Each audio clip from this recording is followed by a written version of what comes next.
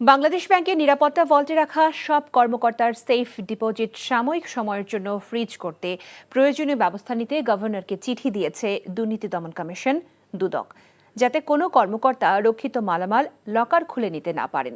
দুদকের পরিচালক কাজী সায়েমুজ্জামান স্বাক্ষরিত বাংলাদেশ ব্যাংকের গভর্নরকে দেওয়া চিঠিতে বলা হয়, গত ২৬ জানুয়ারি আদালতের অনুমতিতে একজন ম্যাজিস্ট্রেটের উপস্থিতিতে অনুসন্ধানের উদ্দেশ্যে গঠিত দুর্নীতি দমন কমিশনের টিম বাংলাদেশ ব্যাংকের কয়েন ভল্টে রক্ষিত সাবেক ডেপুটি গভর্নর শীতাংশু কুমার সুর চৌধুরীর সেফ ডিপোজিট তল্লাশি করে। এ সময় বাংলাদেশ ব্যাংকের ভল্টে তার জমা করা ৩টি সিলগালা কৌটা খুলে ৫৫,০০০ ইউরো, ১,৬৯,৩০০ মার্কিন ডলার, ১,০০৫.৪ গ্রাম স্বর্ণ ও ৭০ লাখ টাকার এফডিআর পাওয়া যায়। তল্লাশিকালে রেজিস্ট্রার পরীক্ষা করে দেখা যায়, সেখানে বাংলাদেশ ব্যাংকের অন্য কিছু কর্মকর্তাও সিলগালা করে সেফ ডিপোজিট রেখেছেন। এসব সিলগালা কোটাতেও অপ্রদর্শিত সম্পদ থাকার সম্ভাবনা আছে বলে মনে করে দুদক। প্রত্যেক সংস্কারের বিষয়ে রাজনৈতিক দলের সাথে আলোচনা করে জনবান্ধব প্রস্তাব গ্রহণ করতে সরকারের প্রতি আহ্বান জানিয়েছেন বিএনপি স্থায়ী কমিটির সদস্য খন্দকার মোশাররফ হোসেন। তিনি বলেন, বিএনপি ক্ষমতায় গেলে যুক্তরাজ্যের আদলে সবার জন্য স্বাস্থ্য সেবা নিশ্চিত করা হবে। সকালে বিএনপি চেয়ারপারসনের গুলশান কার্যালয়ে বিএনপি গঠিত স্বাস্থ্য সংস্কার কমিটি তাদের সুপারিশ তুলে ধরে। প্রস্তাবনায় রয়েছে প্রান্তিক জনগোষ্ঠীর জন্য ইউনিয়ন ভিত্তিক গ্রামীণ স্বাস্থ্য সহকারী নিয়োগ ও স্বাস্থ্য কার্ড প্রবর্তন সহ স্বল্প, মধ্যম ও দীর্ঘমেয়াদে সংস্কারের সুপারিশ, যার মধ্যে রোগী ও সেবা প্রদানকারীদের জন্য সমতা ভিত্তিক আইন প্রণয়ন ও সব হেলথ কমপ্লেক্সে ১০০ শয্যায় উন্নীতকরণ। এছাড়া আগামী ৫ বছরের মধ্যে ওষুধ উৎপাদনে স্বয়ংসম্পূর্ণতা অর্জন করা। ওষুধ শিল্প আওয়ামী লীগের একজন ব্যক্তির কাছে এতদিন কুক্ষিগত ছিল দাবি করে বিএনপির এই জ্যেষ্ঠ নেতা বলেন, আওয়ামী লীগ সরকারের দুর্নীতি ও অনিয়মের কারণে রোগীদের মধ্যে বিদেশমুখিতা বেড়েছে, ভেঙে পড়ে স্বাস্থ্য খাত।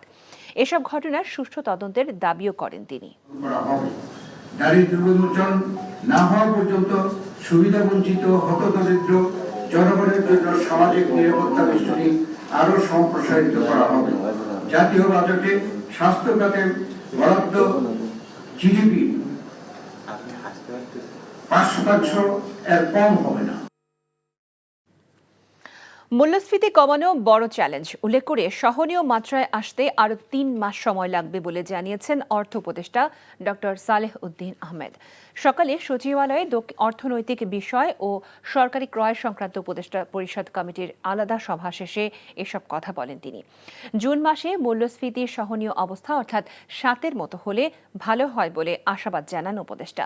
অনেকে দেশের অর্থনৈতিক অবস্থাকে শ্রীলঙ্কার সাথে তুলনা করলেও পরিস্থিতি একেবারেই আলাদা বলে মন্তব্য করেন সালেউদ্দিন আহমেদ।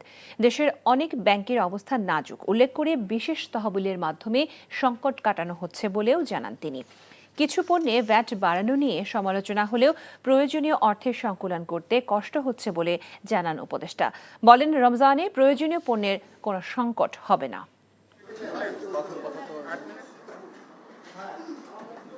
আপাতত আমাদের মেইন কনসার্ন হলো মূল্যস্ফীতিটা যতটুক সম্ভব যত তাড়াতাড়ি আমরা এসে করতে পারি, সেটাই সবচেয়ে বড় চ্যালেঞ্জ। উঠেছে ডিফারেন্ট কারণ আছে, টাকা সরবরাহ বেশি ছিল, লোকজন হাতে টাকা ছিল, তারপর সাপ্লাই চেনটা অনেকরকম ব্রোকেন হয়েছে। ওটা নামিয়ে আনতে জোর করে তো নামিয়ে আনা যাবে না। আমরা আর ২-৩ মাস অপেক্ষা করে। বিএনপির ভারপ্রাপ্ত চেয়ারম্যান তারেক রহমান ও ২১ টেলিভিশনের চেয়ারম্যান আব্দুস সালাম সহ ৪ জনের বিরুদ্ধে দায়ের করা রাষ্ট্রদ্রোহ মামলা বাতিল করে রায় প্রকাশ করেছে হাইকোর্ট। সকালে বিচারপতি এ.কে.এম. আসাদুজ্জামান ও বিচারপতি সৈয়দ এনায়েত হোসেনের হাইকোর্ট বেঞ্চ ১১ পৃষ্ঠার এ রায় প্রকাশ করেন। এর আগে গত ৩১ অক্টোবর তারেক রহমান, আব্দুস সালাম সহ ৪ জনের বিরুদ্ধে দায়ের করা রাষ্ট্রদ্রোহ মামলার কার্যক্রম বাতিল করে তাদের খালাস দেয় হাইকোর্ট।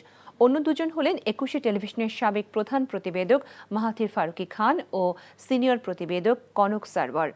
২০১৭ সালে এই মামলায় অভিযোগ গঠন করে আদালত। ২০১৫ সালের ৫ জানুয়ারি লন্ডন থেকে তারেক রহমানের দেওয়া বক্তব্য ২১ টিভি সরাসরি সম্প্রচার করলে পরদিন তারেক রহমান ও আব্দুস সালামের বিরুদ্ধে রাষ্ট্রদ্রোহের মামলা করতে স্বরাষ্ট্র মন্ত্রণালয়ের অনুমতি চায় তেজগাঁও থানা পুলিশ। স্বরাষ্ট্র মন্ত্রণালয়ের অনুমতি পাওয়ার পর তেজগাঁও থানার এসআই বোরহান উদ্দিন 2015 সালের 8 জানুয়ারি তেজগাঁও শিল্পাঞ্চল থানায় এই মামলা দায়ের করেন। মামলা যে প্রক্রিয়া দায়ের করার কথা ছিল সেই প্রক্রিয়ার দায়ের হয়নি। মামলা রাষ্ট্রদ্রোহের মামলা করতে গেলে গভর্নমেন্টের অনুমোদন নিতে হয়, সেটাও নেওয়া হয়নি। অর্থাৎ তড়িঘড়ি করে রাজনৈতিক ফায়দা হাসিলের জন্য এবং জনাব তারেক রহমান সাহেবের রাজনৈতিক ভাবমূর্তি ক্ষুণ্ণ করার জন্য আর 21 টেবিটা দখল নেওয়ার জন্য হয়তোবা এই মামলাটা দায়ের করা হয়েছিল। আব্দুল্লাহপুর হয়ে যে সকল বাস ঢাকা মহানগরীতে চলাচল করে এমন 21টি কোম্পানির বাস কাউন্টার পদ্ধতিতে পরিচালনা করবে ঢাকা সড়ক পরিবহন মালিক সমিতি। সকালে রাজধানীর রমনায় এক সংবাদ সম্মেলনে এ তথ্য জানান সংগঠনটির সাধারণ সম্পাদক মোহাম্মদ সাইফুল আলম। তিনি আরও জানান, আগামী বৃহস্পতিবার সকাল 10:30টায় আব্দুল্লাহপুর থেকে কাউন্টার সার্ভিসের উদ্বোধন করা হবে। এ মাসের মধ্যেই অন্যান্য রুটেও কাউন্টার ভিত্তিক বাস পরিচালনা শুরু করা হবে বলে তিনি জানান। বলেন, যাত্রীদের নির্দিষ্ট কাউন্টার থেকে টিকিট সংগ্রহ করে যাতায়াত করতে হবে। এছাড়া বাস নির্দিষ্ট স্টপেজে ছাড়া দাঁড় করানো বা যাত্রী ওঠানো যাবে না বলেও জানানো হয়।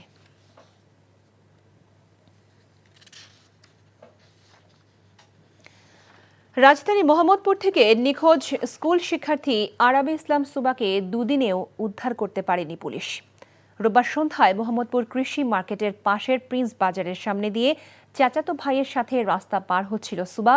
এ সময় একটি গাড়ি সামনে দিয়ে অতিক্রম করায় চাচাতো ভাইয়ের চোখের আড়াল হয়ে যায় সুবা। পরে চারিদিকে খোঁজ নিয়েও আর সুবার হদিশ পায়নি পরিবারের সদস্যরা। মোহাম্মদপুর থানায় সাধারণ ডায়েরি করেন সুবার বাবা মোহাম্মদ রাজীব। মায়ের ফুসফুসে ক্যান্সারের চিকিৎসা করাতে ঢাকা এসেছিল বরিশালের একটি স্কুলে 6ষ্ঠ শ্রেণীর শিক্ষার্থী সুবা। তাকে উদ্ধারে উত্তরবঙ্গের একটি জেলায় অভিযান চালানো হচ্ছে বলে জানিয়েছে মোহাম্মদপুর থানা পুলিশ।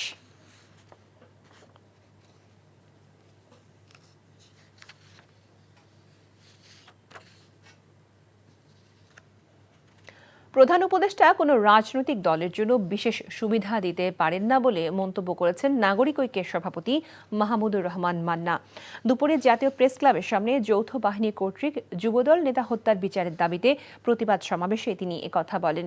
সকলের রাজনৈতিক দল করার অধিকার আছে উল্লেখ করে তিনি আরও বলেন, ক্ষমতায় থেকে রাজনৈতিক চর্চা করা যাবে না। ক্ষমতাকে ব্যবহার করে দল বানালে মানুষ ওই দলে যাবে না বলে মন্তব্য করেন মাহমুদুর রহমান মান্না। এ সময় যুবদল নেতা হত্যায় সরকারের কাছে গ্রহণযোগ্য ব্যাখ্যাও দাবি করেন তিনি। এছাড়া নির্বাচনে দেরি হলে পতিত স্বৈরাচার সুযোগ নেবে বলেও সতর্ক করেন এই প্রবীণ রাজনীতিবিদ। ক্ষমতায় আসেন যারা আন্দোলন করেছেন, আন্দোলনের নেতৃত্ব দিচ্ছে, তারা রাজনৈতিক বিতর্কে জড়িয়ে যাচ্ছেন। তারা নিজেরা রাজনীতির বিতর্ক তুলছেন, উস্কে দিচ্ছে। তারা একটা দলকে অভিযোগ করছে, আর একটা দলকে মাফ করে দিচ্ছে। আর এইরকম পরিস্থিতিতে দেশ যিনি চালাচ্ছেন, যিনি সবার প্রতিনিধি, যাকে সবাই আমরা সম্মান করি, যাকে এখন পর্যন্ত সবাই আমরা সমর্থন দিচ্ছি, বিরোধিতা করি না, তিনি প্রকারান্তরে তাদের পক্ষ নিচ্ছেন। কুমিল্লার যুবদল নেতা তৌহিদুল ইসলামের স্ত্রী ও পরিবারের সাথে দেখা করেছেন বাংলাদেশ সেনাবাহিনীর 33 পদাতিক ডিভিশনের GOC major general Abul Hasnat Mohammad Tariq. সোমবার রাতে এই ডিভিশনের জিওসির অফিস কক্ষে তাদের সাথে সাক্ষাৎ করেন তিনি। এ সময় জিওসি বলেন, তৌহিদুল ইসলামের হত্যাকাণ্ডের বিষয়ে তদন্ত চলছে, দোষীদের দ্রুত বিচারের আওতায় আনা হবে। এ সময় তৌহিদুলের পরিবার ও সন্তানদের ভবিষ্যৎ নিরাপত্তায় সেনাবাহিনী সব সময় পাশে থাকবে বলেও আশ্বাস প্রদান করেন তিনি। প্রতারণার মাধ্যমে যারা সেনা ক্যাম্পে মিথ্যা অভিযোগ দিয়েছে তাদেরকেও বিচারের আওতায় আনার দাবি জানান তৌহিদের স্ত্রী। পরিবার আরও জানায়, মৃত্যু ঘটনায় একটি মামলা দায়ের করার প্রস্তুতি গ্রহণ করা হয়েছে।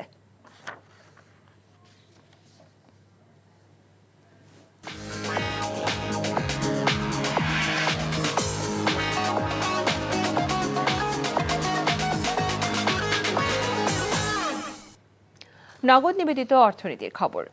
লালমনিরহাটের বুড়িমারি দিয়ে ভারত ও ভুটান থেকে সব ধরনের পাথর আমদানি বন্ধ রয়েছে। 4 দিন ধরে এই অবস্থা চলার প্রায় স্থবির হয়ে পড়েছে স্থলবন্দরটি।